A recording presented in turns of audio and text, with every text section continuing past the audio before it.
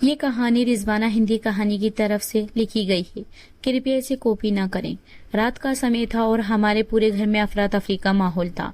Mummy papa भाई बहन सबको लग रहा था कि कहीं रीना सच में तो घर से नहीं भाग गई।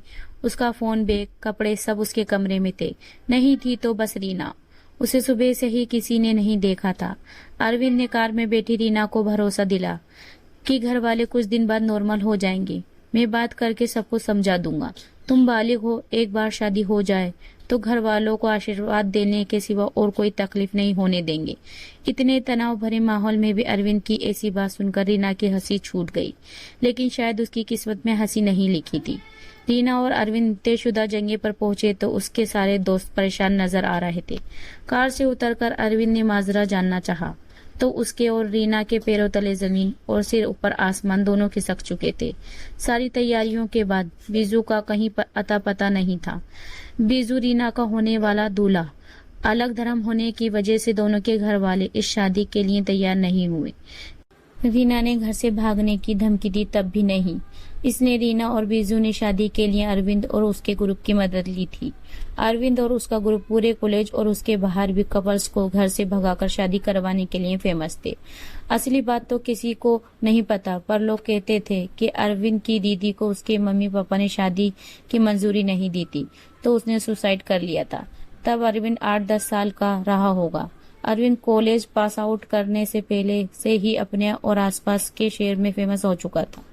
उसकी सैलरी का बड़ा हिस्सा इस काम में जाता और कई बार तो धमकी, मारपीट, कोर्ट कचहरी की मुसीबतें अलग झेलनी पड़ती, लेकिन उसको इससे कोई फर्क नहीं पड़ता था। लेकिन आज फर्क पड़ना था।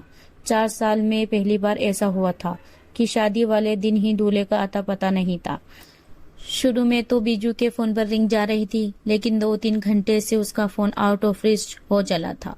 अरविंद ने सबके लिए चाय ऑर्डर की और रीना के बाहर मौजूद अभिमन्यु को फोन किया तो उसने बताया कि फिलहाल रीना का घर लौटना ठीक नहीं होगा। उसके घर वाले बहुत गुस्से में हैं और उसने रीना के पापा को कहते सुना था कि अब वो उसे घर में नहीं घुसने देंगे। अरविंद ने फैसला किया कि बीजू का पता चलने तक वह रीना को अपने घर पर रखेगा।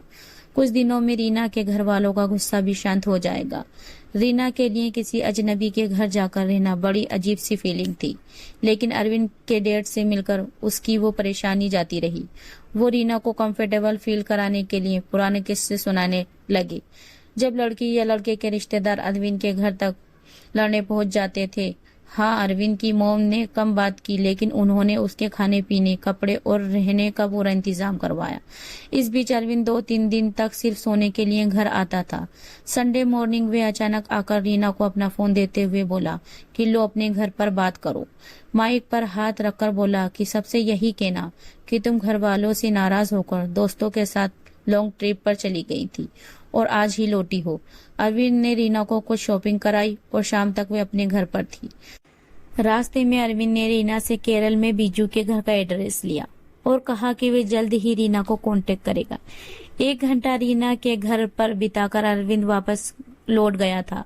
उधर घर लौटी रीना के मन में जैसे पिछले 3-4 दिनों से शक, बेवफाई, प्यार, शादी, जिंदगी के रंगों के तमाम बादल उमड़ रहे थे और आज पानी उसकी आंखों के रास्ते बरस पड़ा। घर वालों को लगा कि बेटी शायद उनको हुई तकलीफ देखकर पछता रही है, लेकिन इस बरसात की असलियत किसी को भी मालूम नहीं थी, रीना तक को नहीं। मिट्टी में कैसे मिल जाने देती। अरविंद के घर से आने के बाद से उसकी रोज देर रात तक अरविंद से बात होती थी। बीजू की खोज खबर से शुरू हुई बात बाद में उसका नामो निशान तक नहीं रह गया था। रीना और अरविंद एक दूसरे के बारे में ज्यादा से ज्यादा जान रहे थे, अपनी पसंद बताने से लेकर दूसरे की नापसंद जानने तक। ना जाने उन्होंने काफी कम समय में एक दूसरे को पूरा जान लिया था। अब रीना के घर में भी अरविंद की एंट्री उसके लेटेस्ट और समझदार दोस्त के तौर पर हो चुकी थी। इस बीच रीना और अरविंद का घर, कॉलेज और बाहर भी मिलना जुलना भी बढ़ गया था। एक शाम रीना के फेवरेट डोसा कॉर्नर से घर लौटते हुए ना जाने दोनों के बीच क्या कि दोनों का हाथ कब एक दूसरे के हाथ में आया, किसी को पता नहीं चला। अब उन्हें इसका एहसास हुआ तो भी दोनों में से किसी ने उसे अलग नहीं किया। रीना का घर आने पर अरविंद ने जब बैठे बैठे उसके लिए कार का डोर खोलने की कोशिश की तो दोनों इतने करीब आ चुके थे उन्हें एक दूसरे की धड़कन सुनाई देने लगी उस पल भी रीना ने जैसे ही अपनी आंखें बंद की तो अरविंद ने उसके खूबसूरत मुंह को अपने हाथों में लेते हुए किस कर लिया। समय जैसे वहीं रुक गया था। कुछ पल बाद रीना हड़बड़ी में कार से उतरकर घर के अंदर चली गई। उस रात उसने बीसियों बार अपने आप से पूछा था कि क्यों वह अरविंद को मना नहीं कर पाई। उसे अपने अंदर से कोई जवाब नहीं मिला तो वे अगले एक हफ्ते तक अरविंद से पूछती रही थी, क्या हमारे फर्स्ट किस में मैंने भी तुमको रिस्पॉन्ड किया था। असल में वे खुद को दिलासा दे रही थी कि वे बीजू को धोखा नहीं दे रही है। रीना आज भी अरविंद के अधेड़बुन में बैठी थी। शेरवानी पहरे अरविंद उसके रूम के डोर को नॉक किया और बोला कि जल्दी तैयार हो जाओ। थोड़ा ठहर कर बोला कि उसी दिन वाली साड़ी पहन लेना। इतना बोलकर वे नीचे रीना के घर वालों से बात करने चला गया। तैयार होते समय रीना का दिल नगाड़ों की तरह बज रहा था। हो ना हो अरविंद उसे अपने घर ले जाने के लिए आया था। क्या आज वह उससे शादी करेगा? लेकिन उसने प्रपोज तो किया ही नहीं। उसे कैसे पता कि शायद मैं भी यही चाह रही थी। घर वालों को भी अरविंद पसंद है तो शायद वो एतराज भी ना करे। न जाने कितने सवाल जवाब रीना ने अपने आप से कर लिए थे। रीना के नीचे आते ही अरविंद उसके घर वालों को हाथ जोड़े और बोला, मैं आपको कॉल करता हूँ। कार में बैठकर अरविंद ने कहा कि हम शादी करने जा रहे हैं, लेकिन मैंने घर वालों को बोला है कि हमको एक शादी अटेंड करनी है। रीना इसके आगे कुछ सुन ना सकी। उसके कानों और दिमाग में कई धुन एक साथ बजने लगी थी। रीना के मन में एक सवाल और गिल्ट तो था कि जो बीजू के साथ था वो क्या था। क्या वो जबरदस्ती रिश्ता निभाने की कोशिश थी? अरविंद के साथ जो उसने फील किया है, क्या वे सच में प्यार है, या ये जिस एनर्जी के साथ शुरू हुआ है उसी ग्रेविटी के साथ खत्म तो नहीं हो जाएगा। गाड़ी रुकने तक वे जिस मुकाम पर पहुंची थी वो ये था कि सफल रिश्तों की इमारत असल में असफल रिश्तों की बुनियाद पर ही खड़ी होती है।